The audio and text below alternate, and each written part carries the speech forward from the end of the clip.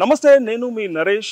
మనం ఇవాళ ఉప్పల్ స్టేడియం నా వెనకాల కనపడుతుంది కదా.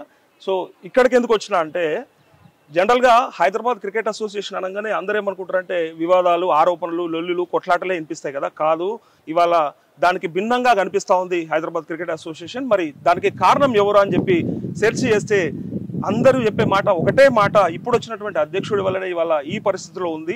ఇట్లాంటి అవార్డులు రివార్డులు వస్తూ ఉన్నాయి. సో అందరూ మెచ్చుకుంటా ఉన్నారు. భవిష్యత్తులో కూడా డెఫినెట్గా ఇంకా అంతర్జాతీయ స్థాయికి తీసుకెళ్తారు ఈ ఖ్యాతిని అని చెప్పేసి అనుకుంటా ఉన్నారు. సో తనతో మాట్లాడడానికి వచ్చినాం. తనే అర్సనపల్లి జగన్మోహన్ రావు గారు మనతో పాటు ఉన్నారు, హైదరాబాద్ క్రికెట్ అసోసియేషన్ ప్రెసిడెంట్. అన్న నమస్తే. నమస్తే అన్న, బాగున్నారా? సూపర్ అన్న, మీరు ఎట్లున్నారు అన్న? ఆల్ గుడ్ అన్న. ఫస్ట్ ఆఫ్ ఆల్ కంగ్రాచులేషన్స్ అన్న.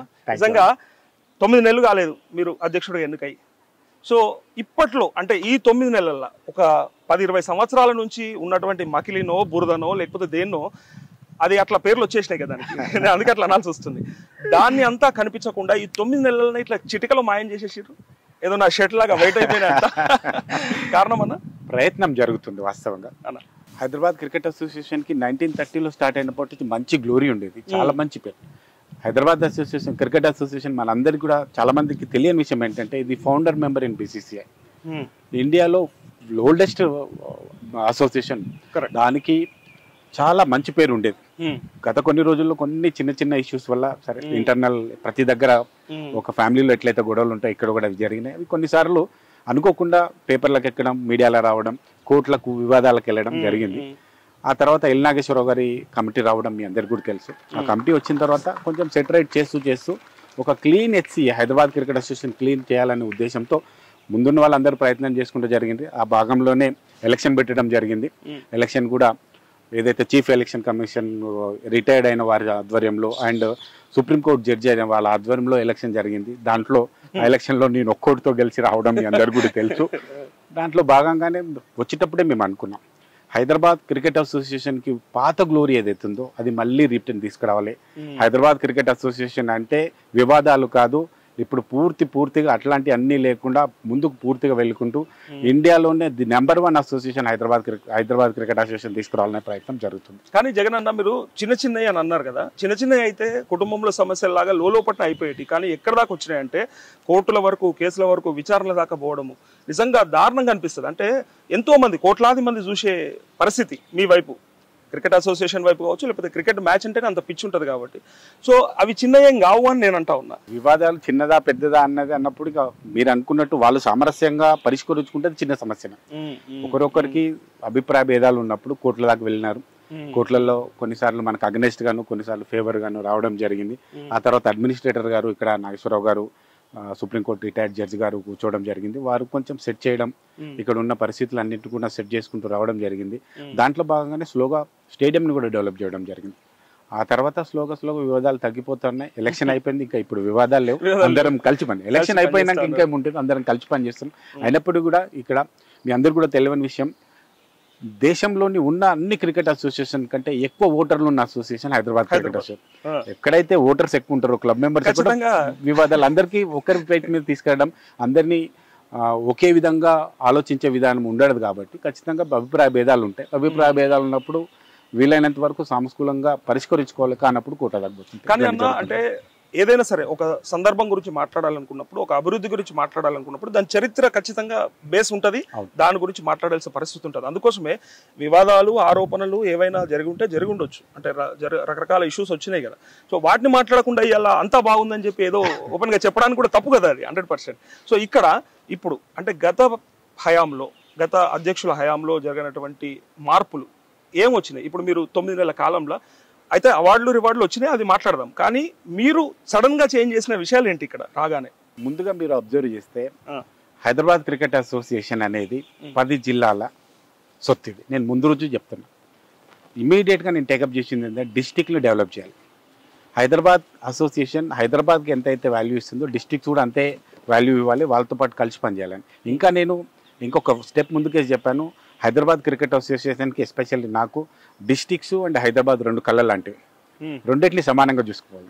అందుకనే డిస్టిక్లో డెవలప్ చేస్తే కానీ క్రికెట్, రూరల్ క్రికెట్ డెవలప్ అయితే కానీ డెవలప్ కాదనే ఉద్దేశంలో సమ్మర్ క్యాంప్ డిస్టిక్లో పెట్టడం జరిగింది.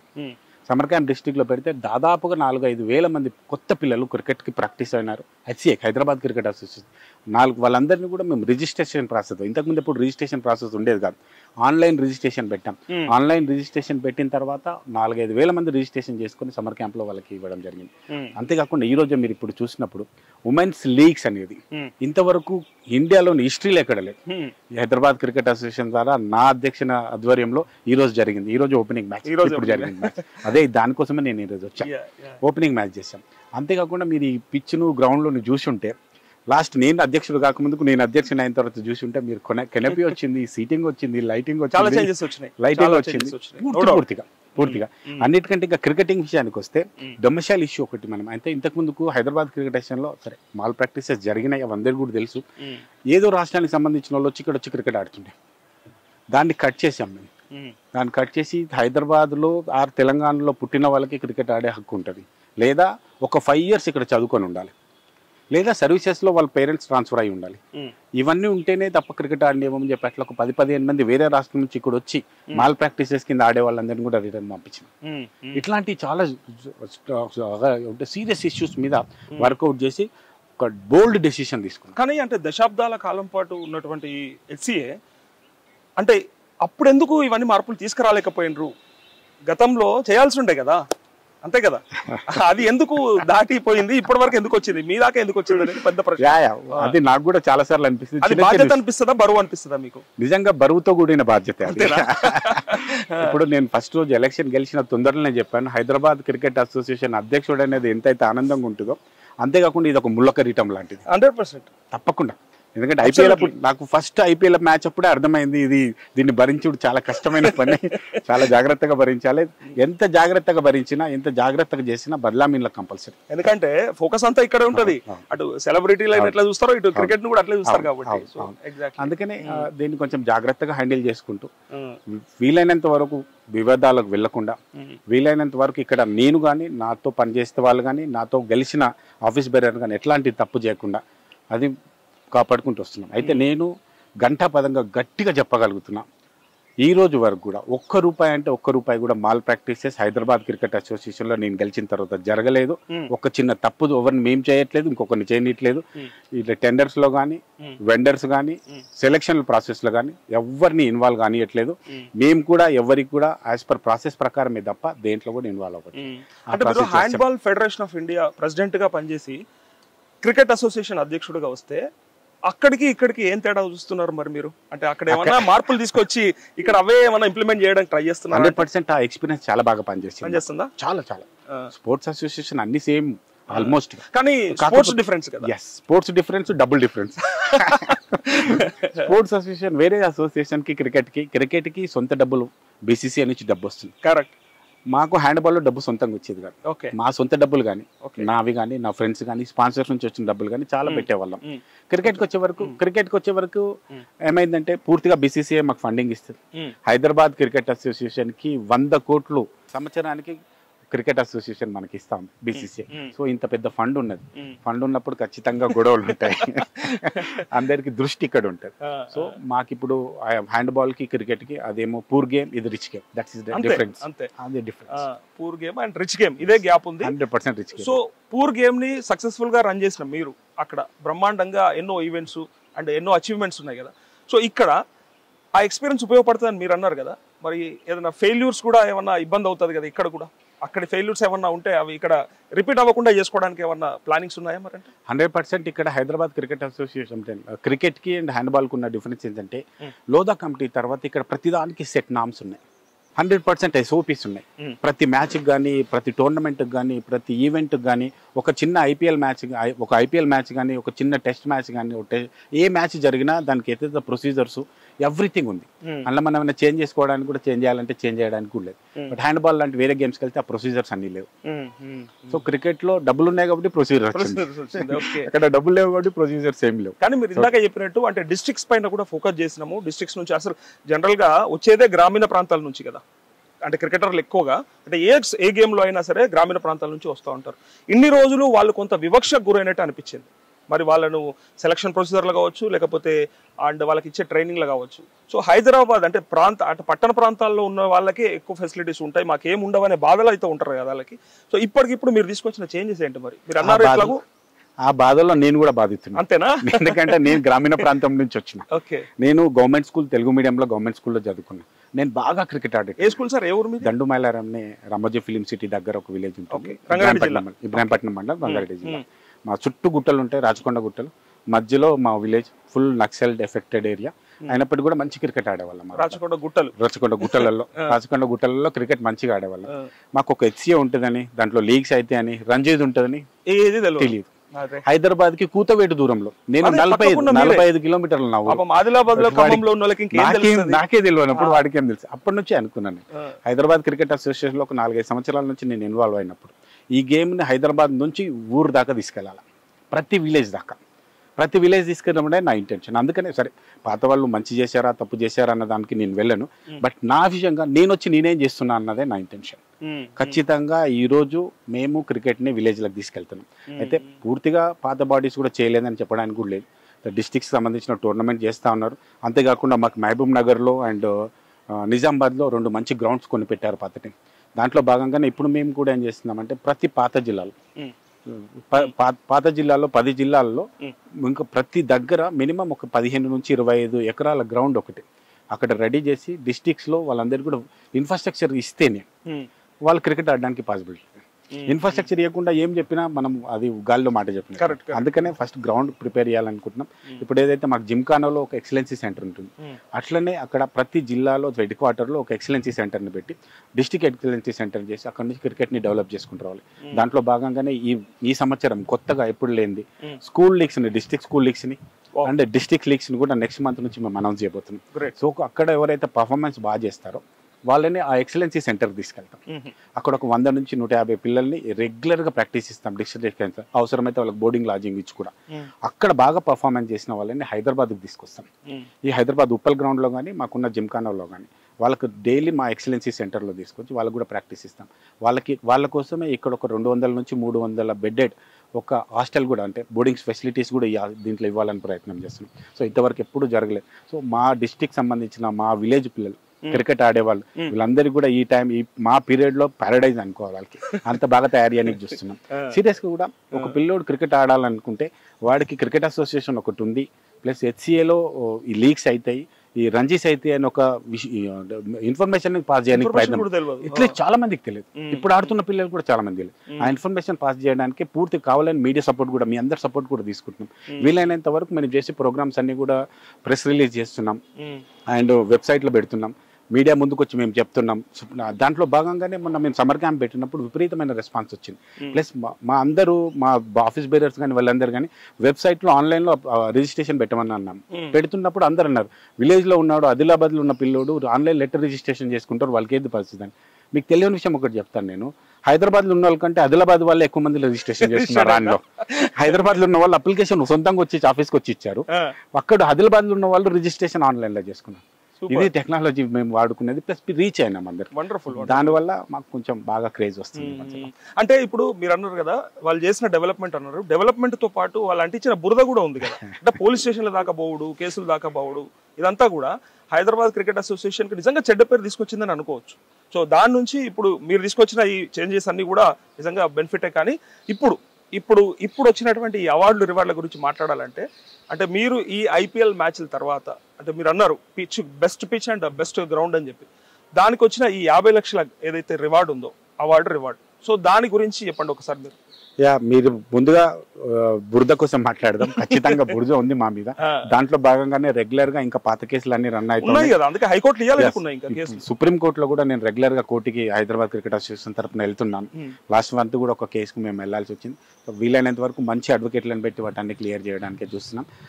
వాళ్ళకు కూడా జడ్జెస్ కూడా ఒక కాన్ఫిడెన్స్ ఇవ్వగలుగుతున్నాం. ఇప్పుడు హైదరాబాద్ క్రికెట్ అసోసియేషన్ కొత్త బాడీ వచ్చింది, పాత ఇష్యూస్ అన్ని లేవు, అన్ని క్లియర్ అయిపోతున్నాయి, మమ్మల్ని ట్రస్ట్ చేయొచ్చు అని చెప్తున్నాం. అంతేకాకుండా మీరు చెప్పినట్టుగా హైదరాబాద్ క్రికెట్ అసోసియేషన్ కి 50 లక్షలు రావడం అనేది ఆ జడ్జిల మనసులో కూడా పడింది. అరే కొంచెం చేంజ్ కనిపిస్తుంది, బీసీసీఐ గుర్తించింది, ఇక్కడ ఏదో మంచి జరుగుతుంది సార్, మేము జడ్జిలను కూడా రిక్వెస్ట్ చేస్తున్నాం, మేము మంచి చేస్తున్నాం, మమ్మల్ని పట్టించుకోమని చెప్పి మోటివేషన్ కూడా. అంతేకాకుండా మా గ్రౌండ్ కూడా ఎప్పుడైనా మీరు ఈ 50 lakhs రావడం అనేది చరిత్రలో ఫస్ట్ టైం కాదనట్లేదు.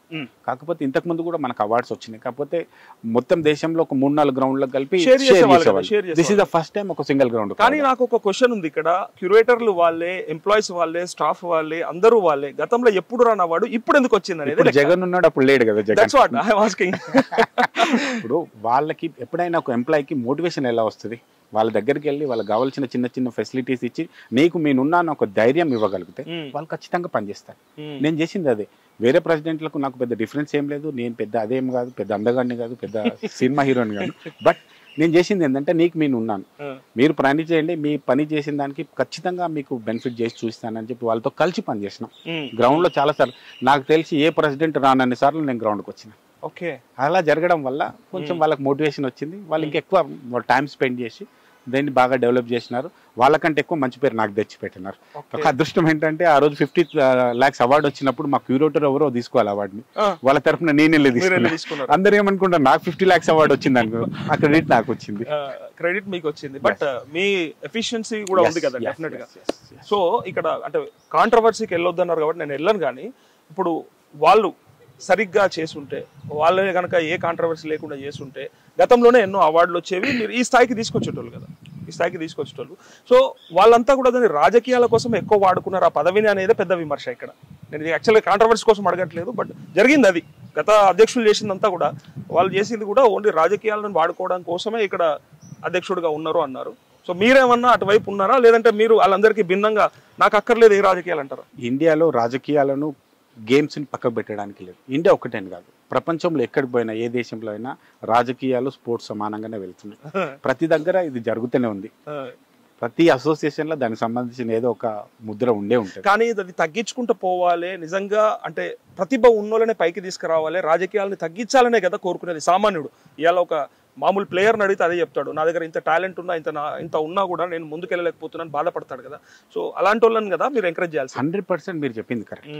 రాజకీయాలు అడ్మినిస్ట్రేషన్ వర్కే తప్ప సెలక్షన్ ప్రాసెస్ ఎప్పుడు అక్కడ కూడా జరిగిందనేది కదా ఎన్నో ఆరోపణలు జరిగిన ప్రాసెస్. Okay right. ఇప్పుడు కూడా మీరు చూస్తే రాజకీయాలే జరిగింది. ఎక్కడైనా తీసుకోండి, సెలక్షన్ ప్రొసీజర్ లో కూడా మాట్లాడతారు. ఇలా మీ వీడియోల కింద కూడా కామెంట్లు. కరెక్ట్, నేను ఖచ్చితంగా చెప్తా. ఒకవేళ రాజకీయాలే జరుగుంటే ఒక ఆటో రిక్షా నడిపించుకునే సిరాజ్ తండ్రి కొడుకు సిరాజ్ ఎలా సెలెక్ట్ అవుతాడు? ఒక ధోనిని తీసుకోండి, ఎంత చిన్న ఫ్యామిలీ నుంచి వచ్చాడు. ఖచ్చితంగా బదలాం అనేది జరుగుతూనే ఉంటుంది. ఎక్కడో దగ్గర మాల్ ప్రాక్టీస్ జరగలేదని నేను చెప్పను, కానీ టాలెంట్ ఉంటే ఎవరు ఆపలేరు.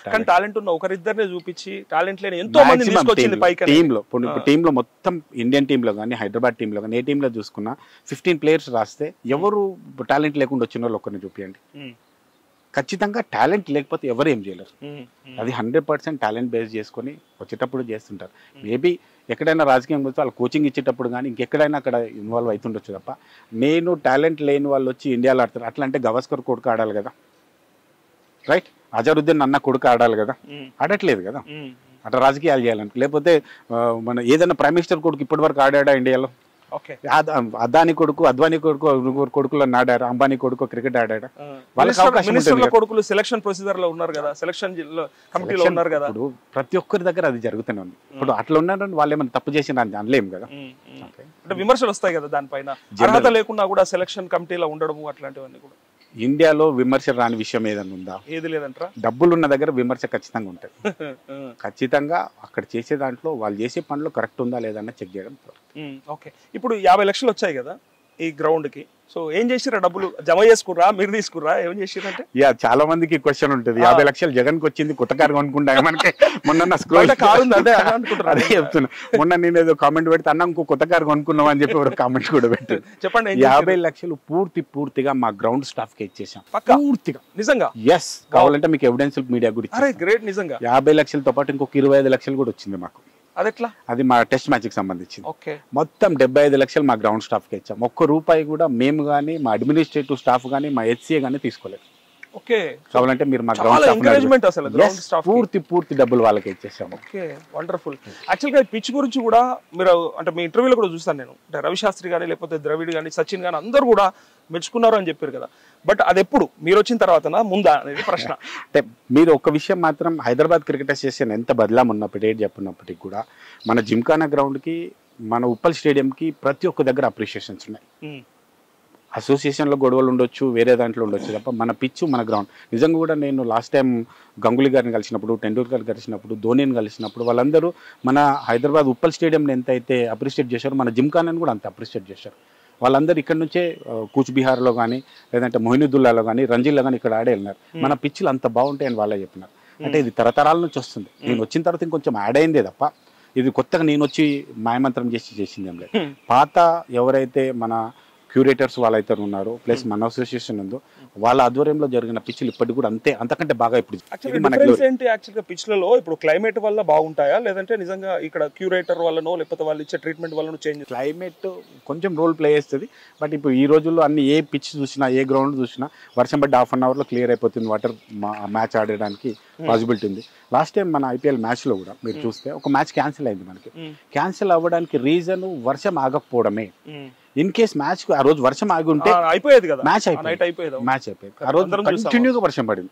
కావాలని కొంతమంది తెలియని వాళ్ళు ఏమన్నారు, పిచ్చుని కవర్ చేయలేదని, గ్రౌండ్ కవర్ చేయలేదు. ఇప్పుడు ఒక క్యూరేటర్ కు తెలిసేది ఎక్కడ కవర్ చేయాలి. ఇప్పుడు అక్కడ చూడండి, మీరు చూస్తే కవర్ ఉంది. అవును, అదే మాకు అవసరం అక్కడ కవర్ చేసి, ఇక్కడ అవసరం లేదు. మేము అందుకని దీన్ని కవర్ చేయలేదు. ఇక్కడ కూడా వాటర్ ఆగే ఛాన్స్, వాటర్ ఆగి ఇంకోసేపు వాటర్ హెవీ రెయిన్ పడితే ఒక 10-15 మినిట్స్ వాటర్ అవుతుంది. ఆ తర్వాత డ్రైనేజ్ సిస్టమ్ చాలా బాగుంది మా డ్రైనేజ్ సిస్టమ్. ఎవ్రీ దగ్గర నుంచి వాటర్ వెళ్ళిపోతుంది. సో మ్యాచ్ జరిగేది ఆనాడు. ఆ రోజు ఒక హాఫ్ అన్ అవర్ మ్యాచ్ వర్షం ఆగి ఉంటే ఖచ్చితంగా మ్యాచ్ జరిపించేవాళ్ళం. అట్లీస్ట్ ఒక 10 ఓవర్స్ అని నడిపించాలని మేము బాగా ప్రయత్నం చేసాం. పాపం మా క్యూరేటర్స్ మా గ్రౌండ్ స్టాఫ్ పూర్తిగా తడుచుకుంటూ వర్షంలోనే ఉన్నారు. వర్షం తగ్గగానే కొంచెం క్లీన్ చేస్తూనే ఉన్నారు. మళ్ళీ బ్యాడ్ లక్, మ్యాచ్కి జరగలేకపోయింది. కానీ ఇంకొకటి అంటే ఒక ప్రాక్టీస్ జరుగుతూ ఉంటే, ప్లేయర్స్ ప్రాక్టీస్ చేస్తూ ఉంటే కరెంట్ కట్ అవ్వడం అనేది నిజంగా హైదరాబాద్ క్రికెట్ అసోసియేషన్ కి ఇంకా కావాలని ఇంకొకరు ఇట్లా బురద కాదు పిడికేసిపోయినట్టే కాదు.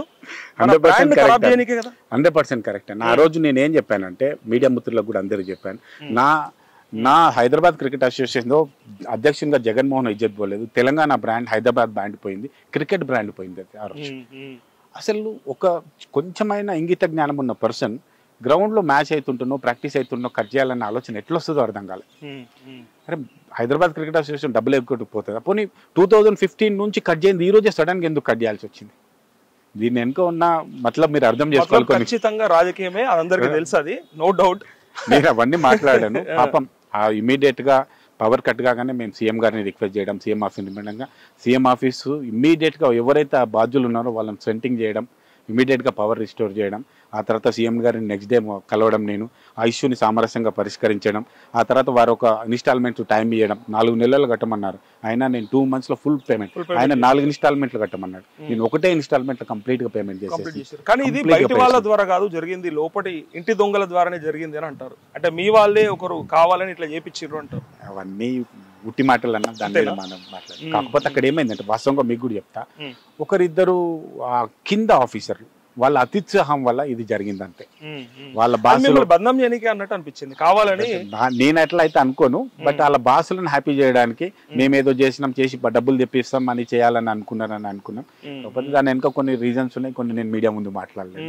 ఎందుకంటే అది వెరీ బ్యాడ్ థింగ్, అసలు ఆ టైంలో జరగాల్సింది కాదు. అవసరమైతే వాళ్ళకి మీరు ఇన్ని 2015 నుంచి అది 9 సంవత్సరాలు అయితే ఉంది. ఇంకొక విషయం కూడా క్లారిటీ చెప్పాలి, అది కరెంట్ బిల్ పెండింగ్ కాదు. అవును, సర్చార్జ్ కదా, కరెంట్ బిల్ కాదు. కరెంట్ బిల్ పెండింగ్ కాదు, ఎప్పుడు మేము కరెంట్ బిల్ పెండింగ్ లేదు. అయితే సర్చార్జ్ కూడా పెండింగ్ పెట్టడానికి ఏంటంటే ప్రతి గవర్నమెంట్ కి ఇప్పుడు పాత అధ్యక్షులు కానీ మేము కానీ రిక్వెస్ట్ చేస్తా ఉన్నాం, ఈ సర్చార్జ్ ని మాఫీ చేయండి మాకు, లేదా తగ్గించండి కొంచెం. నెలకి ఇక్కడ బిల్ యాక్చువల్గా స్టేడియం కి 15 lakhs అరౌండ్ వస్తుంది. ఓకే, బట్ 1,64 lakhs అంటే సర్చార్జ్. అది ఇది పాత సర్చార్జ్ ఉంది, అదేదో చిన్న ఇష్యూ జరిగింది అప్పుడు, దానికి సంబంధించిన సర్చార్జ్ ఇష్యూ. అంటే మీరు చెప్పారు థెఫ్ట్ ఇష్యూ ఏదో అన్నారు, సో అంటే అట్లాంటిది ఏమన్నా ఇక్కడ చేసిండ్రా? యాక్చువల్గా ఏమైందంటే పవర్ బిల్ తగ్గించడానికి ఏదో చిన్న ఒక ఫీడర్ నుంచి ఇంకొక ఫీడర్ ఏదో చేంజ్ చేసినారు. తప్పు కదా అట్లా? అదే చెప్పండి, ఫీడర్ నుంచి ఒక ఫీడర్ చేంజ్ చేసిన, మీటర్ చేంజ్ చేయలేదు. ఆ టైంలో ఎవరున్నారు అధ్యక్షుడిగా 2015 లో? నాకు కూడా వినోద్ గారా, వివేక్ గారా? వాళ్ళకి చేతి మంది ఇచ్చింది కూడా కాదు, ఇక్కడ ఉండే ఎలక్ట్రీషియన్లు చేయాల్సింది. అయితే వీళ్ళు ఏం చేసినారంటే మీటర్ ఏం తగ్గించలే, హెవీ కేవీ నుంచి తక్కువ కేవీకి ఏదో తగ్గిస్తే ఇప్పుడు ఏమైతుందంటే మనం హెవీ కేవీలు ఇచ్చినాం అనుకో మీటర్ రీడింగ్ హెవీ ఉంటుంది, అవును. లో ఫీడర్కి ఇస్తే లో ఫీడర్, వాళ్ళు చేసింది కూడా లో ఫీడర్కి ఇచ్చారు, లో ఫీడర్కి ఇస్తే బిల్లు తగ్గుతుంది కదా అనుకున్నాం. అదే ఏదో ఏలని చూసిర్రు, అది కాస్త అది కొంచెం తప్పైంది, దానికి తప్పు కేసు అయినట్టే కదా. మేము తప్పు ఒప్పుకున్నాం, కేసు ఒప్పుకున్నాం, దానికి సంబంధించిన డబ్బులు పే చేసినాం కూడా, దాని మీద సర్చార్జ్ చేసిండు. ఆ సర్చార్జ్ మాత్రం మేము తీసేయమని రిక్వెస్ట్ చేసినాం, అది అవ్వలేదు, ఫుల్ పే చేసాం. ఎందుకు మరి రేవంత్ రెడ్డి గారు దృష్టికి తీసుకెళ్తే అయ్యేది కదా, ఎందుకు రేవంత్ రెడ్డి గారిని రిక్వెస్ట్ చేశాము. వారు ఏమన్నారంటే ఇప్పటి నుంచి ఎప్పుడు ఇట్లాంటి కేసులు ఎవరికి ఇవ్వలేదు, మేము కాదు కదా, పాత గవర్నమెంట్ ఏవి కూడా చేయలేదు, ఇవి కొత్తగా ఎందుకు, మీ దగ్గర చిన్న డబ్బులే కదా, పెద్దది కాదు కదా, మీ హెచ్సీఏకి డబ్బులు తక్కువనే కట్టేయండి. సీఎం ఆఫీస్ వాళ్ళే నన్ను వాళ్ళతో కొంచెం క్లోజ్ మూమెంట్ లో ఆ టైంలో అడిగితే మీ హెచ్సీ దగ్గర డబ్బులు ఏం తక్కువ లేవు కదా, గవర్నమెంట్కి డబ్బులు తక్కువనే ఇచ్చేయండి అన్నారు. సరే మేము కూడా ఎట్లయినా పే చేయాలని అనుకున్నాం, సింగిల్ పేమెంట్ పే చేసేసి. కానీ అట్లాంటిది ఒకవేళ ఏదైనా మ్యాచ్ జరుగుతున్నప్పుడు జరుగుంటే ఇంకెంత ఇబ్బంది అయ్యేది అన్న. ఇంకొకటి కూడా మీకు ఒక విషయం కూడా తెలియాలి, నాకు పవర్ కట్ కావడం వల్ల, వాళ్ళు పవర్ కట్ చేయడం వల్ల నాకు మ్యాచ్కి ఇబ్బంది జరగలేదు. దానికి ఏంటంటే బ్యాకప్ ఉందా, 8 hours బ్యాకప్ ఉంటుంది మాకు, ఓకే, పవర్ మ్యాచ్ అయిపోతుంది, మాకు దానికి సంబంధమే లేదు. అది కూడా ఏం చేసినారంటే ఆ పిచ్చి మనుషులు ఎవరైతే పవర్ కట్ చేసినారో వాళ్ళు మీడియాకి రిలీజ్ చేసి దాని మీడియాకి లీక్లు ఇచ్చి పాడు చేసినారు. అసలు లేకుంటే అది కట్ అయినట్టు కూడా ఊడు కూడా తెలిసేది కదా. రేపు పొద్దున్న తెల్లారిపోయి నేను ఫీజు అలా కట్ కాగానే తెల్లారు. మామూలుగా ఏం చేస్తామన్నా ఇంట్లో కరెంట్ కట్టలేదు అనుకో, ఫీజు వీక్తారు, కరెంట్ వాళ్ళు ఫీజు వీక్తే మనం బదిలాడతామో ఏదో చేస్తాం, టైం ఇస్తాడు, ఫీజు పెడతాం. నోటీస్ ఇచ్చి ఉండాలి కదా. నోటీస్ ఎప్పటి నుంచి కంటిన్యూ 2015 నుంచి మమ్మల్ని ఆ నోటీస్ వచ్చినప్పుడు మేము రిప్లై ఇస్తున్నాం, రిక్వెస్ట్ పెడుతున్నాం గవర్నమెంట్, అది ప్రాసెస్ జరుగుతున్నాం, ఎప్పుడు కూడా కట్ చేయలేదు. సో అదే టైంలో కావాలనే ఇంటెన్షన్, అదైతే పక్క ఇంటెన్షన్. ఎవరి ఇంటెన్షన్ ఏంటన్నా నాకు తెలియదు, బట్ ఇంటెన్షన్ లో జరిగింది. అయితే ఇంకొకటి మాకు 8 hours బ్యాకప్ ఉంది, ప్రాక్టీస్ అనేది 2 hours జరుగుతుంది. దానివల్ల ప్రాక్టీస్ కానీ దేని కానీ ఇబ్బందే జరగలే. కాకపోతే మీడియాలో హంగామైంది, నేను బదనామైపోయారు. కానీ బదనామైన చోటే మీకు మళ్ళీ రాళ్ళు ఉంటాయి, పూలు ఉంటాయి అన్నట్టు. సరే రాళ్ళు పడ్డాయి, ఇలా పూల వర్షం కూడా పడతా ఉంది కదా. సో ఇంకొకటి ఇక్కడ హైదరాబాద్ క్రికెట్ అసోసియేషన్ కి ఉన్నటువంటి ఏకైక గ్రౌండ్ ఇది, అంతే కదా. ఓకే, సో ఇంకా నెక్స్ట్ లెవెల్కి ఎందుకు ఇన్ని రోజులు ఎందుకు ఆలోచించలేదు? అయితే గత ప్రభుత్వాలు ఏం చేసినాయంటే మీకు తెలిస్తే కూడా మీరు ఆలోచిస్తే మొత్తం ఈ గ్రౌండ్ లో మెయిన్ మ్యాచ్లు అవేది ఐపీఎల్ ఎక్కువ 7 మ్యాచ్లు, ఇంకొక 2-3 మ్యాచ్లు, 10 మ్యాచ్ల కంటే ఎక్కువ అవ్వదు మొత్తం ఇయర్ మొత్తంలో. 10 మ్యాచ్ల కోసం ఈ గ్రౌండ్ సరిపోతుంది, ఇంకా వద్దు సరిపోతుందిలే అని అనుకున్న ఇంతకుముందు నుంచి చేసినాం. యాక్చువల్గా ఇది కూడా సిటీకి వేరే దగ్గర ఉండి కొంచెం పార్కింగ్ ఉంటే ఇది మనకు సరిపోయేది. ఎందుకంటే దీనిపైన ఇంకొంచెం సీటింగ్ పెంచుకోండి, ఇంకొక 20-30 సీటింగ్ పెంచుకునే కెపాసిటీ ఉంది, సరిపోయేది. కాకపోతే ఏమైందంటే ఇప్పుడు సిటీ అంతా కూడా ఇక్కడ స్ప్రెడ్ అయ్యి ఏరియా అంతా కూడా ఫుల్ ప్యాక్ అయింది. ఇది స్టార్ట్ చేస్తున్నాడు అంత లేదు సిటీ. 25 years బ్యాక్ ఇక్కడ ఎవరు జంగల్ లాగా ఉండేది, జంగల్ లాగా ఉండేది. అయితే అప్పుడు పార్కింగ్ అవన్నీ ఇష్యూస్ అయ్యాయి కాదు.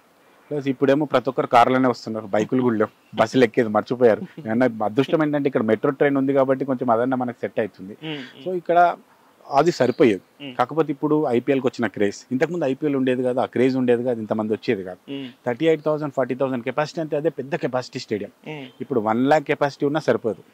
మళ్ళీ ఐపీఎల్ మెయిన్ మ్యాచ్ రోజు మళ్ళీ గొడవలు అయితే ఎక్స్టెన్షన్ చేశారు కదా, కొంచెం సీటింగ్ పెంచాము. బట్ అది కూడా ఎంత అయింది ఇప్పుడు మొత్తం ఓవరాల్? ఇప్పుడు 40,000 కెపాసిటీ ఉంటుంది మనకు. బట్ మ్యాచ్ డేస్ కి మనకు అవన్నీ సెట్ చేసుకొని హాస్పిటాలిటీలు పెట్టి 38,000 మనకి సీటింగ్. అయితే మనకి సీఎం గారిని మేము స్టేడియంకి వచ్చినప్పుడు వారు రిక్వెస్ట్ చేయడం జరిగింది, ఈ స్టేడియం సరిపోదు, పార్కింగ్ లేదు, ప్లస్ సిటీకి ట్రాఫిక్ ఇష్యూస్ ఉన్నాయి. ఫస్ట్ టైం వచ్చాడు ఇక్కడికి, మొన్న మ్యాచ్ అంతకు ముందు కూడా వస్తుండేనా? అంతకుముందు తాను వచ్చినట్టు మేబీ నాకైతే ఐడియా లేదు, ఎందుకంటే ఆయన స్పోర్ట్స్ లవర్, ఆయన ఖుద్ ఫుట్బాల్ ప్లేయర్. నేను కూడా వారితో కలిసి చాలా సార్లు ఫుట్బాల్ ఆడే సందర్భం దొరికింది, అదృష్టం దొరికింది. కానీ ఉప్పల్ స్టేడియంలో ఎప్పుడు కనపడలేడు మరి. ఉప్పల్ స్టేడియంలో చూసినట్టు నాకు కూడా తెలియదు. సీఎం గారు సీఎం అయిన తర్వాత వారిని రిక్వెస్ట్ చేయడం, ఐపీఎల్ మ్యాచ్ కి రమ్మన్నాం, ఫస్ట్ టెస్ట్ మ్యాచ్ కి రమ్మన్నాం వారిని, ఐపీఎల్ మ్యాచ్ కి రమ్మన్నాం. ఫస్ట్ మ్యాచ్ ఐపీఎల్ మ్యాచ్ కి వచ్చిండ్రు వారు.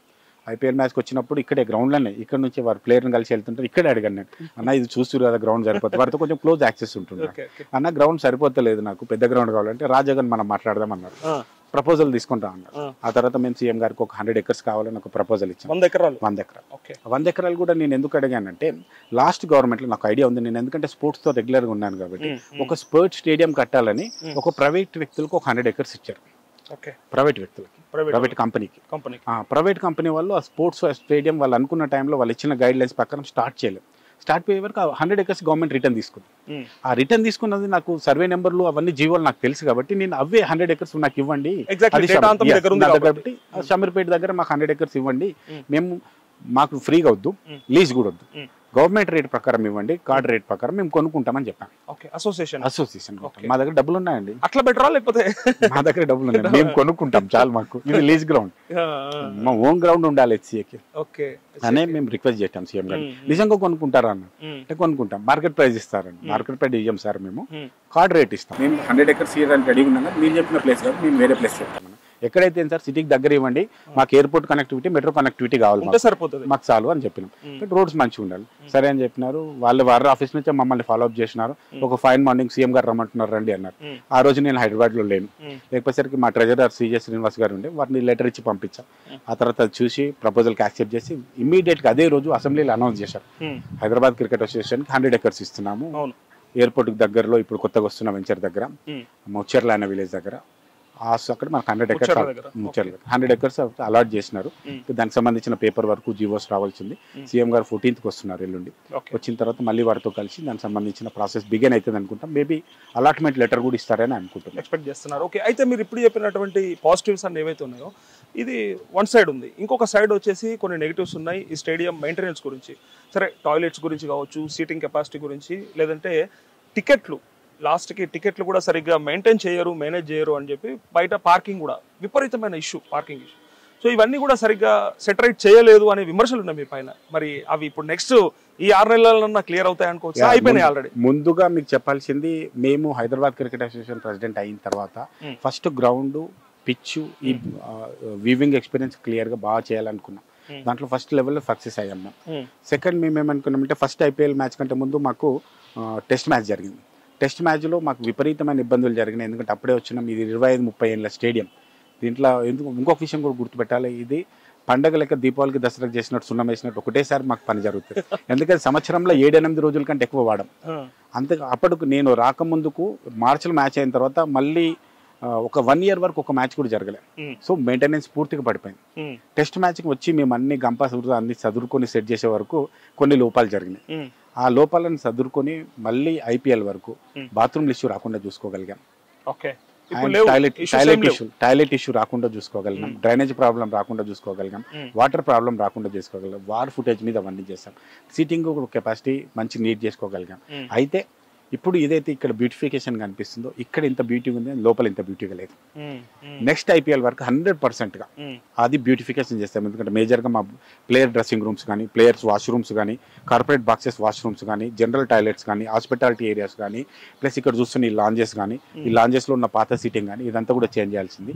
దానికోసం అయితే కల్కట్టా ఈడెన్ గార్డెన్లో ఎవరైతే పాపులర్ అనే కంపెనీ వర్క్ చేసింది, ప్లస్ వాళ్ళందరూ కూడా రెనోవేట్ చేసినారు వరల్డ్ కప్ కు ముందు. వాళ్ళనే టెండర్ పిలుస్తున్నాం, వాళ్ళనే పిలుస్తున్నాం. 14th రోజు వాళ్ళు హైదరాబాద్కి వస్తున్నారు. వచ్చి స్టేడియం మొత్తం చెక్ చేసి ఎక్కడెక్కడ రెనోవేషన్ చేయాలని ఆర్కిటెక్చర్ ప్లాన్ ఇస్తున్నారు. ఈ ఆర్కిటెక్చర్ ప్లాన్ అయిన తర్వాత వితిన్ 1 month లో టెండర్స్కి వెళ్తాం. చేసుకుని నెక్స్ట్ మార్చ్ కల్లా IPL కల్లా మీరు ఇంతకంటే బ్యూటిఫుల్ స్టేడియం పక్కా చూస్తారు. It's my promise. ఎందుకంటే నేను గెలిచిన రోజు ఈ స్టేడియం ఇలా లేదు, దీనికి చేంజ్ చేసి చూపించాం. మేము చూసాం గతంలో ఎట్లా ఉండే, ఇవాళ ఎంత బ్యూటిఫుల్ గా అనిపిస్తుంది స్టేడియం. ఇప్పుడు inside the stadium, first out side the stadium clear అయిన తర్వాత ఇన్సైడ్ నెక్స్ట్ లెవెల్ అవుతుంది. ఎందుకంటే మీ అభిమానం ఒక ఆయన పెట్టిన కామెంట్ ఏంటంటే, మీ అభిమానం ఆయన ఏమన్నాడంటే, ఇండియా వర్సెస్ ఆస్ట్రేలియా మ్యాచ్ అనుకుంటా, దాంట్లో మన టాయిలెట్స్ తోని మన ఇజ్జత్ తీసి పడేసిండు జగన్ భయ్ అని అన్నాడు ఒక ఆయన. కరెక్ట్, జరిగిన మాట వస్తా. అది మన ఇంగ్లాండ్ మ్యాచ్, టెస్ట్ మ్యాచ్. యాక్చువల్గా ఏం జరిగిందంటే, ఇది పంపింగ్ అవంతా కూడా పాతది. అక్కడ జరిగింది ఏమైందంటే, కంటిన్యూగా టాయిలెట్ వాడుతుంటే బ్లాక్ అయింది. అది బ్లాక్ అయ్యి వాటర్ వచ్చింది. 5 minutes లో మేము క్లియర్ చేయగలిగాం. కానీ ఆ 5 minutes లో ఫోటోలు తీసి వీడియోలు పెట్టాం. ఇది సోషల్ మీడియా ఎంత ఫాస్ట్ అయింది కదా. ఆ 5 minutes క్లియర్ అయింది, మళ్ళీ ఎవరు పెట్టలే. కాకపోతే ఆ డ్రైనేజ్ పైప్ బ్లాక్ అయింది. అది మనం ఎక్స్పెక్ట్ చేయం, డ్రైనేజ్ పైప్ ఎందుకు బ్లాక్ అవుతుంది అది వాడకుండా. మీరు ఒక విషయం బాగా గుర్తుపెట్టుకోవాలి, ఇది 25 సంవత్సరాల కింద పెట్టిన డ్రైనేజ్. ఇది ఎన్నిసార్లు చేసినా ఏదో ఒక ప్రాబ్లం వస్తుంది, అది జరుగుతుంది. పెద్ద ప్రాజెక్టులకే మెయింటెనెన్స్ అవసరం అవుతుంది. అంతేకాకుండా లాస్ట్ 1 year నుంచి ఒక మ్యాచ్ కూడా జరగలేదు, అసలు మెయింటెనెన్స్ లేదు 1 year లో. డైరెక్ట్ గా మాకు టెస్ట్ మ్యాచ్ కే అప్పుడు మెయింటెనెన్స్ చేసుకోవాల్సి వచ్చింది. అయినప్పటి వరకు ఇంకొక విషయం కూడా, టెస్ట్ మ్యాచ్ కి మేము అంతమంది వస్తారని ఎక్స్పెక్ట్ చేయలే. 10-15 వేల మంది వస్తారు కదా, ఏదో కొన్ని బాక్సులు రెడీ చేసి పెట్టొచ్చు అనే ఉద్దేశంలో రెడీ చేస్తే 30,000 మంది వచ్చినారు మాకు. సో అందుకు కొంచెం ఆదరణ కూడా పెరుగుతా ఉంది కదా మ్యాచ్ కి. అంటే మీరు ఇంకెక్కడ చూసినా ఒక హైదరాబాద్ లోనే ఈ క్రేజ్ టెస్ట్ మ్యాచ్ కి, వేరే దగ్గర లేదు. దాంట్లో భాగంగా మేము ఏం చేసామంటే, మీకు అందరికి కూడా ఐడియా ఉంది, టెస్ట్ మ్యాచ్ అప్పుడు ప్రతి డే 5,000 to 6,000 స్కూల్ పిల్లల్ని ఫ్రీగా ఇచ్చాం, ప్లస్ వాళ్ళకి ఫుడ్ కూడా ఇచ్చాం, ఫుడ్ ప్యాకెట్స్. సో అట్లా మేము అనుకున్నాం డైలీ ఒక 10,000 to 12,000 ఉంటారేమో, స్టేడియం కొంచెం కలర్ఫుల్గా కనిపించాలంటే ఒక 5,000 to 6,000 మందిని మనం పంపిస్తాం అనుకున్నాం. సో అదేమైందంటే మేము ఇచ్చిన ఫ్రీ టికెట్స్ ప్లస్ ఈ టికెట్స్ అన్ని కలిపి ఫుల్ అయిపోయింది స్టేడియం. ఒకరోజు సీట్ కూడా టెస్ట్ మ్యాచ్ కు టికెట్ దొరికింది హైదరాబాద్లోనే ఫస్ట్ టైం. ఎక్కడైనా ఇండియాలో కాదు వరల్డ్ ఎక్కడైనా టెస్ట్ మ్యాచ్ కు 10,000-15,000 మంది కంటే ఎక్కువ రారు. మన దగ్గర టోటల్ గా 4 days టెస్ట్ మ్యాచ్ జరిగింది, 1,08,000 మంది మన స్టేడియంలోకి వచ్చారు. జగన్ భాయ్ అంటే ఎన్ని విమర్శలు వచ్చినా ఎన్ని జరిగినా సరే, అది మీ ఇంటర్నల్ ఇష్యూస్ వల్లనో లేకపోతే వేరే వేరే కారణాల వల్ల సరే రోడ్డుకి ఎక్కిర్రు, కోట్లకి ఎక్కిర్రు అని జరిగినాయి కదా. మొన్న జరిగినటువంటి దారుణం అయితే నిజంగా అంటే ప్రజల్లో కూడా వెళ్ళిపోయింది. అది టికెట్లు సరిగ్గా మేనేజ్ చేయలేకపోయారు జింకానా గ్రౌండ్ లో, అంత దారుణంగా సింగిల్ కౌంటర్ పెట్టి మనుషుల్ని చంపేస్తారా ఆట పేరుతోనని చెప్పి వచ్చిన విమర్శ చాలా దారుణం. సరే అజారుద్దీన్ గారు తప్పని నేను చెప్పట్లేదు, కానీ ఎందుకు ఇదే కదా స్టాఫ్, వాళ్ళే కదా ఉన్న వాళ్ళంతా కూడా సిబ్బంది, సో ఎందుకు మేనేజ్ చేయలేకపోయారు? యాక్చువల్ గేమ్ ఏంటంటే ఇన్ ఫ్యూచర్ ఇట్లాంటి ఏమైనా జరుగుతాయా? దానికి ఎక్స్ప్లెనేషన్. యాక్చువల్ గేమ్ జరిగిందంటే మన హైదరాబాద్ లో క్రికెట్ కి బాగా క్రేజ్, మీ అందరు తెలుసు. చాయ్, బిర్యానీ, క్రికెట్ ఈ 3 హైదరాబాద్ నుంచి పక్కకు తీయలేం మనం. ఓకే, అట్లనే భాగంగా క్రికెట్ ని ఆ రోజు టికెట్స్ అన్ని కూడా ఆన్లైన్ కాకుండా ఆఫ్లైన్ ఇవ్వడం జరిగింది. అవును, ఆఫ్లైన్ ఇవ్వడంలో తొక్కిసలాట జరిగింది. అందుకనే మేము ఇమీడియట్ ఏం చేసామంటే ఆఫ్లైన్ టికెటింగ్ పూర్తిగా బంద్ చేసాం. టికెట్ పూర్తిగా ఆన్లైన్లో టికెట్ కొనుక్కోవాలి. ఆ తర్వాత మీరు టికెట్ కొన్న తర్వాత ప్రింట్ కోసం అక్కడికి వెళ్ళాలి. సో ఈసారి అక్కడ తొక్కిలాట కానీ చిన్న గడబడి కానీ ఏది జరగదు. ఐపీఎల్ టికెట్లలో ఎంత బాగా టికెటింగ్ ప్రాసెస్ లో 100% సక్సెస్ అయ్యాం మేము. ఎక్కడ దగ్గర చిన్న ఇబ్బంది జరగలేదు, తొక్కిసలాట జరగలేదు, గేట్ దగ్గర గొడవ జరగలేదు, ఏది జరగలేదు. ఇంతకుముందు ప్రాక్టీసెస్ అన్నిటిని కూడా చేంజ్ చేశాం. Yes, coming to the tickets right టైంలో ఇవ్వలేదు, ప్లస్ బ్లాక్లు అమ్మారు, ఇవన్నీ వేరు. సార్ 38,000 టికెట్లు సార్ మా దగ్గర ఉండేటి. 2 లక్షల మందికి టికెట్లు కావాలి, ఎట్లా ఇస్తాం? ఇప్పుడు బాహుబలి సినిమా రిలీజ్ అయిన ఫస్ట్ రోజు అందరు టికెట్ ఇవ్వలేరు కదా, రైట్? సినిమా టికెట్ల కంటే ఎక్కువ క్రేజ్ క్రికెట్ టికెట్లకు. 38,000 స్టేడియంలో 38,000 టికెట్లు ఇవ్వగలుగుతాం. జనాలు 1,00,000 పైన ఆన్లైన్ అప్లికేషన్స్ వచ్చింది, 1 lakh ప్లస్. మాకు అది ఇంపాసిబుల్ ఇవ్వడం. అందుకనే ఉన్న పాసిబిలిటీ ఒకటే, మాకు కొత్త స్టేడియం కట్టాలా, దానికే ప్రయత్నం జరుగుతుంది. కొత్త స్టేడియం రావాల్సిందే, వస్తే ఇవన్నీ చేంజెస్ వస్తాయి. నెక్స్ట్ ఐపీఎల్ లో కూడా ఇంతకంటే ఎక్కువ ఇష్యూస్ ఉంటాయి మనకి టికెట్స్ దొరకవాలి. ఓకే, సో స్టేడియం ని సెలక్షన్ ఎవరు చేస్తారు? అంటే బీసీసీఐ సెలెక్ట్ చేస్తుందా ఈ మ్యాచ్లు ఇక్కడ పెట్టాలని చెప్పి, లేదంటే మీరు అప్పీల్ చేసుకోవాలా? యాక్చువల్ గా ఈ ఐపీఎల్ సిస్టమ్ లో అంతా కూడా మీరు అన్నారు కదా సంవత్సరంలో 10 రోజులు కూడా వాడట్లేదు అంటే, మరి ఎక్కువ మ్యాచెస్ అయ్యేటట్టుగా చేసే అవకాశం ఉంటుంది కదా మన చేతిలో. ఇప్పుడు ఐపీఎల్ మ్యాచెస్ మెయిన్ సీజన్. ఇప్పుడు క్రికెట్ అన్నిటికీ గ్రౌండ్స్ అన్నిటికి కూడా అవన్నీ ఉంటుంది. ఐపీఎల్ లో హోమ్ గ్రౌండ్ ఎవరిది అవుతుంది? ఇప్పుడు ఎస్ఆర్ఎస్ కి హైదరాబాద్, అందుకని వాళ్ళు చూస్ చేసుకుంటారు ఈ గ్రౌండ్. వాళ్ళ గ్రౌండ్ కింద ఈవెన్ కావాలంటే మన సీటింగ్ అంతా కూడా ఎస్ఆర్ఎస్ కలర్ ఇచ్చాము, దానికోసమే అనమాట. వాళ్ళ హోమ్ గ్రౌండ్ లో 7 మ్యాచెస్ అవుతాయి. అంతేకాకుండా 1-2 టెస్ట్ మ్యాచ్ లో 1-2 మ్యాచ్ లో బీసీసీఐ ఇస్తుంది. ఆ బీసీసీఐ కోసం కూడా ర్యాండమ్ గా అన్ని మ్యాచ్లు ఇస్తా ఉంటాను. కాకపోతే ఎవరిది ఎక్కువ లైజనింగ్ ఉంటే ఒక మ్యాచ్ ఎక్కువ. అది ఎందుకు యూజ్ చేసుకోరు? ఇట్లా చేసుకోవచ్చు కదా మీరు. ఎందుకంటే దాంట్లో భాగంగా మనకు అక్టోబర్ ఒక మ్యాచ్ వచ్చింది. ఇప్పుడు మనకు ఇంకొక బ్యాడ్ లక్ ఏంటంటే లాస్ట్ టైం December 3rd కి మనకి ఇక్కడ ఎలక్షన్ కౌంటింగ్ డే. ఆ రోజు మనకు మ్యాచ్ ఉండింది ఇక్కడ, కౌంటింగ్ డే ఉందని చెప్పి మన మ్యాచ్ షిఫ్ట్ అయిపోయింది వేరే దగ్గరికి. ఆ దాని తర్వాత మ్యాచ్ కూడా మనకు ఒక రిప్లేస్మెంట్ మ్యాచ్ వస్తుంది. మనకి ఇయర్ లో 2 మ్యాచ్లు ఉంటాయని మనం అనుకోవచ్చు. ఓకే, సో మీరు ఈ 2.5 years లో మీరు తీసుకురావాల్సిన చేంజెస్ అని చెప్పారు కదా. సో ఇంకా ఏమేమి ఛాలెంజెస్ ఉన్నాయి ఇక్కడ? మెయిన్ ఛాలెంజెస్ ఇప్పుడు మీరు అన్ని ఎక్స్ప్లెయిన్ చేసినవి కాకుండా ఇంకేమన్నా హిడెన్ ఛాలెంజెస్ ఏమైనా ఉన్నాయా మీ ముందర? అన్నిటికంటే మేజర్ ఛాలెంజ్ ఏంటంటే క్రికెటింగ్ పర్ఫార్మెన్స్ పెంచాలి ఇక్కడ. ఓకే, ఎందుకంటే మన హైదరాబాద్ గ్లోరీ ఎప్పుడు కూడా సెమీస్ దగ్గరకు, అంటే ఒకేసారి మనం రంజీలో ఫైనల్లో గెలిచాం, 3-4 సార్లు ఫైనల్కి వెళ్ళాం, 3-4 సార్లు సెమీస్కి వెళ్ళాం. నేను వచ్చిన రోజుకి పరిస్థితి ఏంటంటే మనం ఎలైట్ నుంచి ప్లేట్కి అంటే అద్దమ్మ స్థానానికి పడిపోయాం. నా అదృష్టం అంటే నేను లక్కీ ప్రెసిడెంట్ అని చాలా మంది అంటారు. నేను వచ్చిన తర్వాత మా టీం కూడా పర్ఫార్మెన్స్ బాగా చేసి ప్లేట్ నుంచి ఎలైట్కి వచ్చారు. ఆ రోజు మీ అందరు కూడా తెలుసు, ఆ రోజు మా పిల్లలందరినీ మోటివేట్ చేయడానికి వాళ్ళకి 10 లక్షలు ఇవ్వడంతో పాటు వాళ్ళతో పాటు వాళ్ళందరినీ మోటివేట్ చేయడానికి నెక్స్ట్ 3 years లో ఒకవేళ మనం రంజీ ఫైనల్లో గెలిస్తే ప్రతి ఒక్క ప్లేయర్ కి నేను BMW కార్ ఇస్తా, అంతేకాకుండా BMW car and 1 crore rupee ఇస్తా అని చెప్పి నేను అనౌన్స్ చేయడం జరిగింది. అది అసోసియేషన్ తరపున, మా పర్సనల్ అనేది నేను చెప్తాను. ఎందుకంటే అసోసియేషన్ అంత డబ్బు వేయడం వేస్ట్ సార్. హైదరాబాద్ లో కార్పొరేట్ కంపెనీస్ CSR ఫండ్స్ చాలా మొగులుతున్నాయి. ఒక్కసారి క్రికెట్ లో వాళ్ళ పేరు పెడతామంటే వాళ్ళే డబ్బులు ఇస్తారు, వాళ్ళ BMW. ఒక్కొక్క కంపెనీ ఒక్కొక్క BMW స్పాన్సర్ చేస్తారు. మనం HCA నుంచి డబ్బులు తీసుకోకుండానే BMW ఇవ్వచ్చు. కాబట్టి డెవలప్మెంట్ కోసం ఖచ్చితంగా వాళ్ళకి ఆ మోటివేషన్ ఉండాలనే వాళ్ళని మోటివేట్ చేయాలన్నదే ఇది ప్రపంచవ్యాప్తంగా పెద్ద చర్చ వచ్చింది. సో అప్పటి వరకు ఏదైతే Hyderabad cricket association bad name ఉండో సడన్ గా పాజిటివ్ లోకి వెళ్ళిపోయినా. ఒకటేసారి 6 కొట్టినా నేను BMW తో. కానీ ఇక్కడ ఇంకొక ఫైనల్ విమర్శ ఏంటిదంటే హైదరాబాద్ క్రికెట్ అసోసియేషన్ తరపున ఎంతమంది ఇంటర్నేషనల్స్కి సెలెక్ట్ అయ్యారు అనేది పెద్ద ప్రశ్న. ఎందుకు అంటే ఏమన్నా రాజకీయమే జరుగుతుందా లేదంటే టాలెంట్ లేకుండా వెనక్కి వెళ్ళిపోతా ఉన్నారా వీళ్ళంతా? అంటే 150 కోట్ల జనాభా, రైట్. ఇంతకు ముందుకు 30-40-50 కోట్ల జనాభా. అంతకుముందు క్రికెట్ పెద్దగా ఆడేవాళ్ళు కాదు. ఐపీఎల్ రాకముందుకు ఇండియన్ టీంలో హైదరాబాద్ వాళ్ళు 5-6 ప్లేయర్స్ ఉండేవాళ్ళు. ఐపీఎల్ వచ్చిన తర్వాత దేశం మొత్తంలో టాలెంట్ పెరిగింది.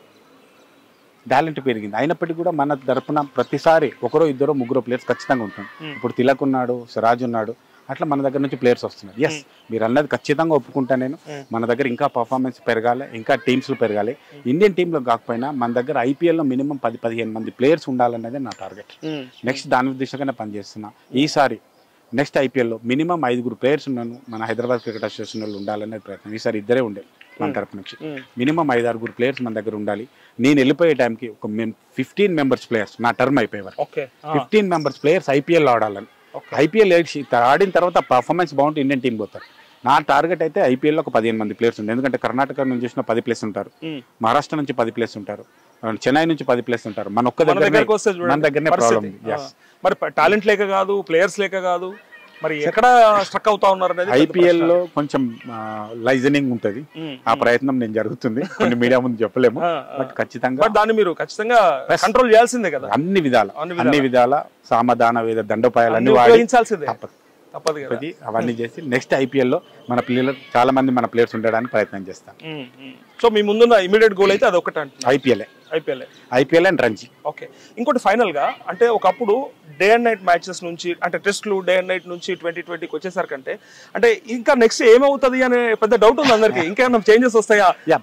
ఖచ్చితంగా క్రికెట్ ని డే బై డే చాలా చేంజెస్ చూస్తున్నాం. అంటే స్పీడ్ మ్యాచెస్ కి బాగా ఇంట్రెస్ట్ చూపిస్తా ఉన్నారు. వరల్డ్ అంతా స్పీడ్ అయిపోయింది, అన్ని గేమ్స్ స్పీడ్ అయిపోయినాయి.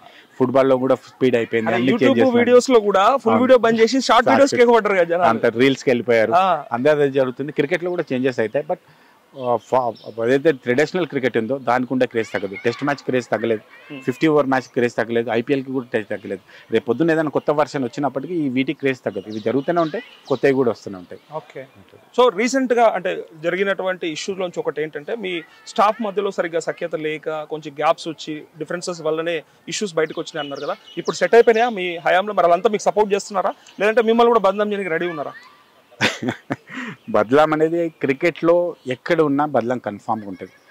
బయట నుంచి జరగడం వేరు కానీ దేవుడు వచ్చి కూర్చున్నా దీన్ని సెట్ చేయలేడు. ఏ క్రికెట్, నా ఒక్క హైదరాబాద్ క్రికెట్ కాదు, ఏ క్రికెట్. ఎందుకంటే ఇక్కడ డబుల్ ఇన్వాల్వ్మెంట్ ఉంది. ప్లస్ అందరికంటే ఎక్కువ నేను ఇంకోటి పేరెంట్స్ అందరు కూడా నేను చెప్పేది, ఇంతకు ముందు కూడా చాలా చెప్పినా, మీరు డబ్బులు ఇవ్వాలని అనుకోకపోతే క్రికెట్ లో సెలెక్టర్లో డబ్బులు ఎక్కడికి వస్తాయి. నేను అదే చెప్తున్నా పేరెంట్స్ అందరికి కూడా. నేను లాస్ట్ టైం కూడా చెప్పిన, మీడియా ముఖంగా మళ్ళీ ఒకసారి చెప్తున్నా, ఎవరైనా పేరెంట్ మా కోచ్కి కానీ మా సెలెక్టర్ కానీ డబ్బులు ఇవ్వాలనే ప్రయత్నం చేస్తే వాళ్ళని వాళ్ళ స్టూడెంట్ని 3 years బ్యాన్ చేస్తాం. ఇది నేను ఇంతకుముందు చేస్తాను. ఒకవేళ మీ వాళ్ళే బ్రైబ్ వాళ్ళని ఇమీడియట్ గా ఎక్స్పెల్ చేయడం కాకుండా జైలుకు పంపుతాం, కేసులు పెడతాం ఖచ్చితంగా. నేను మీడియా ముఖంగా అందరికి చెప్తున్నా, ఎట్లాంటి మాల్ ప్రాక్టీస్ జరిగినట్టు మీ దృష్టికి వస్తే ఇమీడియట్ గా మాకు చెప్పండి, లేదా నాకు సోషల్ మీడియాలో నాకు ఇన్ఫార్మ్ చేయండి. వాళ్ళ మీద ఎంక్వైరీ కండక్ట్ చేస్తాం. అవసరమైతే వాళ్ళ మీద పోలీస్ కేసులు, ఏసీబీ కేసులు పెట్టి వాళ్ళని జైలుకు పంపుతాం. ఎట్టి పరిస్థితుల్లో హైదరాబాద్ క్రికెట్ అసోసియేషన్ లో డబ్బుల కారణంగా సెలక్షన్ జరిగింది అనేది జరగకూడదు నా హయాంలో. ఇది పక్కా. ఓకే, ఒక్క ఓటుతో గెలిచినప్పుడు మీకు ఏమనిపించింది? ఆనాడు 9 నెలల కింద సింగిల్ ఓటుతో బయటపడ్డా అన్నాడు. అరే ఏంటి నేను ఎక్స్పెక్ట్ చేయలేదని అనిపించిందా లేదంటే పర్లేదు ఏదైనా సరే నాకు ఇది లక్కే అనిపించింది? అంటే గెలుస్తానే నమ్మకం చాలా ఎక్కువ ఉండే. ఓకే, కానీ అక్కడ నుంచి మరి అంత తేడాకి పడిపోవడం అనేది అంటే ఎలక్షన్ ఇది ప్రాసెస్ తెలుసు కదా. అది కూడా నేను క్రికెట్ కి కొత్త వ్యక్తిని అని అందరు అనుకోవడం ఒకటి జరిగింది. బట్ నేను స్పోర్ట్స్ ఎప్పటి నుంచో ఉన్నా, క్రికెట్ నుంచి ఎప్పటి నుంచో ఉన్నాను, చాలా మందికి తెలియదు. కాకపోతే నేను ఉప్పల్ స్టేడియంకి రాలేదు, వీళ్ళ క్లబ్లలోకి రాలేదు. టీపీఎల్ మ్యాచ్ చేసినప్పుడు నేనే హ్యాండిల్ చేశాను. తెలంగాణ ప్రీమియర్ లీగ్ ఇంతకుముందు చేసినప్పుడు అందులో మెదక్ మ్యావరిక్స్ టీం ఉండేది నాకు. అందులో నేను సెకండ్ రన్నర్ అప్ ఉన్నాను. నేను ఇదే గ్రౌండ్ లో మా పిల్లలతోటి నేను అవార్డు తీసుకున్నాను. ఇవన్నీ కూడా జరుగుతున్నాయి. కాకపోతే ఏం జరిగిందంటే దేవుడు నన్ను గెలిపించాలనుకున్నాడు, ఒక్కటితో గెలిపించిండు. సేవ చేసే హైదరాబాద్ క్రికెట్ అసోసియేషన్ కి సేవ చేసే అదృష్టం నాకు ఇచ్చిండు. కానీ ఆ ఓటింగ్ లో కూడా డబ్బులు పనిచేస్తాయి, ఆ ఓటింగ్ లో కూడా అన్ని రకరకాల ఇష్యూస్ వచ్చినాయి, మాల్ ప్రాక్టీసెస్ జరిగినాయి అన్నాక ఇంకెంత దారుణం అసలు. అన్ఫార్చునేట్ థింగ్ కాదు. ఖచ్చితంగా స్పోర్ట్స్ అసోసియేషన్ లో చాలా ఇబ్బందులు ఉన్నాయి. నేను హైదరాబాద్ క్రికెట్ అసోసియేషన్ ముందు చాలా స్పోర్ట్స్ అసోసియేషన్ లో పనిచేసిన. ఇండియా లెవెల్లో ఒక స్పోర్ట్స్ అసోసియేషన్ కి హ్యాండ్బాల్ కి ఇండియా ప్రెసిడెంట్, ఒలింపిక్ అసోసియేషన్ చాలా దగ్గర చూసిన. తెలంగాణ ఒలింపిక్ అసోసియేషన్, స్టేట్ కంట్రీలో ఉన్న ఒలింపిక్ అసోసియేషన్ ప్రతి దగ్గర ఇదే చెత్త. స్పోర్ట్స్ అసోసియేషన్లో లోదా కమిటీ ఎలా అయితే క్రికెట్ని సెట్ చేస్తుందో అన్నిట్లో కూడా వస్తే కానీ రిఫార్మ్స్ వస్తే కానీ స్పోర్ట్స్ సెట్ కావు. ఈరోజు ఎంత దారుణం అండి, 5 మెడల్స్ మనకి ఇండియాలో వచ్చాయి ఒలింపిక్స్లో, 150 కోట్లు ఉన్న జనాభాలో, ఎంత దారుణం. ఇదంతా కూడా sports associations and government of India కొంచెం ఆలోచించాల్సింది. ఓకే, సో మీలాంటి వాళ్ళు వచ్చిన తర్వాత ఏమన్నా చేంజెస్ వస్తాయేమో చూడాలి, వెయిట్ చేయాలి. సో ఫైనల్ క్వశ్చన్ ఇది. సో మీరు గెలిచిన నాడు హైదరాబాద్ అసోసియేషన్ ప్రెసిడెంట్ కి ఇంతకుముందు అంతా రాజకీయం చేయడానికి వచ్చిర్రు అని అనుకున్నప్పుడు మీకు ఇంకొక మాట కూడా చెప్తాను నేను. క్రికెట్లో 2 విషయాల్లో ఇబ్బందులు ఉంటాయి. ఎవరైతే ప్రెసిడెంట్ వస్తే వాళ్ళ పిల్లల్ని ఆడిపించుకోవాలి, లేదంటే ఇలా డబ్బులు సంపాదించుకోవాలి. దేవుడి దయతో 2 నాకు లేవు. నా కొడుకు క్రికెట్ ఆడాడు, ప్లస్ నాకు డబ్బులు ఇలా సంపాదించాలి. మీకు ఎంత మంచి అవకాశం మీ పిల్లల్ని ఆడిపించుకోవడానికి. నా కొడుకు ఫుట్బాల్ ఇష్టం అండ్ వాలీబాల్ ఇష్టం, కాబట్టి నేను ఆ 2 గేమ్లకు పోలేదు. అందుకే ఎందుకంటే మా పిల్లలకు కూడా ఏమంటే ట్రాన్స్పరెన్సీ ఉండడం చాలా మంచిది. నా పిల్లలకు కూడా ఏంటంటే నా తండ్రి వల్ల వచ్చిన అన్న ఫీలింగ్ వాళ్ళకు ఉండదు. వాళ్ళ టాలెంట్ వాళ్ళకి రావాలన్నది నా ఇంటెన్షన్. ఇప్పుడు నేనే చెప్తున్నాను, ఎవరైనా పిల్లోడు డ్రైవ్ చేయాలని చూస్తే వాళ్ళ పిల్లోడిని పేరెంట్ డ్రైవ్ చేయాలంటే వాళ్ళ పిల్లోడిని 3 years బ్యాన్ చేస్తాను నేను చెప్పి, నా పిల్లోడి కోసం నేను ఎందుకు చేస్తాను? కరెక్ట్. అందుకనే నా కొడుకుని హ్యాండ్బాల్ ఆడనీయలేదు, నా కొడుకుని క్రికెట్ ఆడనీయట్లేదు. వాళ్ళు ఫుట్బాల్ ఆడుతున్నారు, మంచి వాలీబాల్ ఆడుతున్నారు, దాంట్లో ఉంటారు. సో ఈ 4 నెలల్లో ఉండే మ్యాచెస్ ఏంటి? ఇప్పుడు అక్టోబర్ లో అని చెప్పారు కదా మీరు, ఇంకేమైనా ఉన్నాయా మనకి? అక్టోబర్ లో మాకు T20 మ్యాచ్ ఉంది బంగ్లాదేశ్ తో. అది కాకుండా మాకు రెగ్యులర్ గా రంజీ మ్యాచెస్ ఉంటాయి, BCCI మ్యాచెస్ ఉంటాయి, BCCI మ్యాచెస్ అవన్నీ కూడా జరుగుతూ ఉంటాయి. ఆ తర్వాత మార్చ్ లో మనకి IPL మ్యాచ్ వస్తుంది. Okay, so final interview conclude చేసే ముందు ఏ పేదోడైనా, ఏ గ్రామీణ స్థాయి ఆటగాడైనా కాలర్ ఎగరేసుకొని చెప్పొచ్చా మా జగనన్న ఉన్నాడు అక్కడ, 1000% నా టాలెంట్ తొక్కేయరు అని 1000% గ్యారంటీ ఇస్తున్నా. ఎస్పెషల్లీ రూరల్ స్టూడెంట్స్ కి, రూరల్ ప్లేయర్స్ కి నేను మీతో ఉన్నా. ఇంకొక మాట కూడా చెప్తున్నా, ఎక్కడైనా మీ దృష్టికి అట్లాంటి మాల్ ప్రాక్టీస్ జరిగితే ఇమీడియట్ గా నాకు సోషల్ మీడియా ద్వారా కానీ నా ఆఫీస్లో వచ్చి కలిసి కానీ నాకు చెప్పండి, దాన్ని ఇమీడియట్ రెక్టిఫై చేస్తా. One more thing, Hyderabad cricket association చాలా రిచ్ అసోసియేషన్, దీని దగ్గర చాలా డబ్బులు ఉన్నాయి. మీ సొంత డబ్బు ఒక్కటి కూడా మీరు ఖర్చు పెట్టుకోకుండా ప్రాక్టీస్ చేసే అవకాశం మీ అందరికీ ఇస్తాం. పేద పిల్లల కోసం మేము రూరల్ అకాడమీ స్టార్ట్ చేయబోతున్నాం, శాటిలైట్ అకాడమీ స్టార్ట్ చేయబోతున్నాం. ఇప్పటివరకు మీకు చూస్తే జిమ్ఖానాలో ఒక్క దగ్గరే మనకు క్రికెట్ అకాడమీ ఉంది. హైదరాబాద్లో ఇంకొక 4 అకాడమీలు స్టార్ట్ చేయబోతున్నాం. ఈసారి సమ్మర్ క్యాంపులో పూర్తి ఫ్రీగా ఫుడ్ పెట్టి ఎవ్రీథింగ్ పెట్టి మేము సమ్మర్ క్యాంప్ రన్ చేస్తాం. ఏదో పిల్లోడు ఏదైనా కోచింగ్కి వెళ్ళాలన్నదంటే మినిమం 4,000 to 5,000 రూపీస్ ఛార్జ్ అవుతుంది, ప్లస్ వాళ్ళు ఫుడ్ అవన్నీ కూడా. ఈసారి మనం ఫుడ్ పెట్టి 4,000 to 5,000 రూపీస్ మేము పే చేసి క్రికెట్ కోచింగ్ ఇచ్చాం. అట్లా ప్రతి రూరల్ వ్యక్తికి అవసరం అయితే ఇక్కడ బోర్డింగ్ లాడ్జింగ్ ఇచ్చి కూడా తర్ఫీజ్ ఇస్తాం. మీరు గేమ్ మీద కాన్సన్ట్రేట్ చేయండి, మీ గేమ్ బాగుంటే మిగతా అన్ని నేను చూసుకుంటా. It's my promise. Thank you Jagan Bhai, thank you so much. గతంలో ఉన్న అధ్యక్షుల కంటే కూడా, అంటే హయాంలో ఉన్నటువంటి ఆ పీరియడ్ లో కంటే కూడా డెఫినెట్ గా చేంజ్ కనిపిస్తా ఉంది, మీ మాటల్ని బట్టి కానీ, మీ ఇక్కడ ఉన్నటువంటి చేంజెస్ ని బట్టి కానీ. సో ఇంకా మీ నుంచి మంచి ప్లేయర్స్ ని చూస్తామని చెప్పి, ఎక్స్పెక్ట్ చేస్తామని చెప్పి నమ్ముతా ఉన్నాం. థ్యాంక్ యూ అన్న, thank you so much. Thank you. ఇది ఇవాళ ప్రత్యేక ఇంటర్వ్యూ. Thank you. వీళ్ళందరూ కూడా రూరల్ నుంచి వచ్చిన ప్లేయర్స్, నాకు నిజామాబాద్ నుంచి, మెదక్ నుంచి, వికారాబాద్ నుంచి, తాండూరు నుంచి, వనపర్తి నుంచి, హైదరాబాద్ నుంచి 50% కంటే ఎక్కువ పిల్లలందరూ కూడా ఉమెన్స్. వీళ్ళందరూ ఇంకా స్కూల్ పిల్లలు, వీళ్ళందరినీ ఉప్పల్ స్టేడియంలో ఆడిపిస్తారు. నిజమమ్మా? మీరంతా ఊర్ల నుంచి వచ్చిరా? ఎవరు ఎక్కడి నుంచి వచ్చి చెప్పండి. గట్టి చెప్పండి.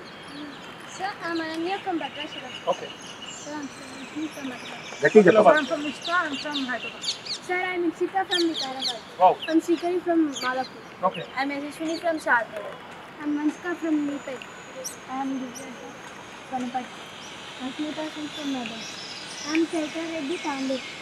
I'm Nat Khati from Malpati. I'm Rishmita from Uppal. Sir, I'm Sahiti from Koti. I am Varsha from Nizamabad. Wow, great. I'm Brinda from Madhapur. I'm Ashika from I'm Srivarsha from Hyderabad. I'm Meenakshi from Uppal. I'm Rishima from Tarnaka. I'm Shanmukha from Secunderabad. I'm Snehansi from Visapur. I'm Evelyn from Hapsingur. I'm Akshara from Chandanagar. I'm Jayakatini from Mirpet. I'm Manasri from Vikarabad. Okay. Wonderful. మీరు చూస్తే ఇప్పుడు వీళ్ళందరికీ కూడా women's league ఈ రోజే start చేయడం జరిగింది. Women's league లో మొత్తం 300 ప్లేయర్స్ సెలెక్ట్ చేశాం. Under-15, Under-17, Under-19, Under-20 వీళ్ళందరికీ ఫస్ట్ టైం ఇండియాలో ఉమెన్స్ లీగ్ స్టార్ట్ చేసి లీగ్ స్టార్ట్ చేయడం జరిగింది. సో అందరినీ కూడా హైదరాబాద్ నుంచి కాకుండా 50% టీం అంతా కూడా మనం రూరల్ నుంచి తీసుకొచ్చాం. This is Hyderabad cricket association. అసలు ఎక్స్పెక్ట్ చేయలేదు నేను నిజంగా చెప్పాలంటే. హైదరాబాద్ వాళ్ళకే అందుబాటులో ఉంటుంది క్రికెట్ అనే ఒక ఉంది భావన అట్లాంటిది. పాప ఎక్కడి నుంచి వచ్చినాను? గౌరీ మంజులి. ఖమ్మం నుంచి వచ్చింది అమ్మాయి. హైదరాబాద్ క్రికెట్ అసోసియేషన్ ఇంతవరకు ఎప్పుడు లేని విధంగా ఉమెన్స్ క్రికెట్ని మేము మా ఎపెక్స్ బాడీ నేను ప్రెసిడెంట్ అయిన తర్వాత ఉమెన్స్ క్రికెట్ని డెవలప్ చేయాలనే భాగంగా ముందుగా ఉమెన్స్కి ఒక లీగ్ చేయాలనే కార్యక్రమం తీసుకున్నాం. ఈ లీగ్లో భాగంగా ఈరోజు మొదటి మ్యాచ్ చేయడం జరిగింది. ఈ లీగ్లో పూర్తిగా 300 మంది విద్యార్థులు అంటే అండర్ 15, అండర్ 17, అండర్ 19 వాళ్ళందరూ కూడా తీసుకోవడం జరిగింది. వీళ్ళందరినీ కూడా తెలంగాణ నుంచి వివిధ గ్రామాల నుంచి వచ్చిన వాళ్ళు చాలామంది ఉన్నారు.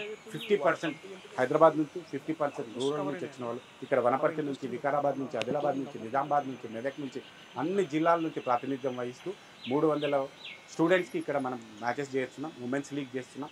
ఈరోజు ఈ లీగ్లో మొదటి మ్యాచ్ చేస్తుంది. ఈ లీగ్ని ఇంకొక 10-15 డేస్ కంప్లీట్ చేసిన తర్వాత వీళ్ళు ఎవరైతే లీగ్లో బాగా పర్ఫామ్ చేసినారో వీళ్ళకి ఉమెన్స్ క్రికెట్ అకాడమీ ఒకటి, మెన్స్ అకాడమీతో పాటుగా ఉమెన్స్ క్రికెట్ అకాడమీ కూడా చేయాలనే ఉద్దేశంతో మేము పనిచేస్తున్నాం. వీళ్ళందరికీ స్పెషల్గా ఉమెన్ అకాడమీ ఒకటి స్టార్ట్ చేసి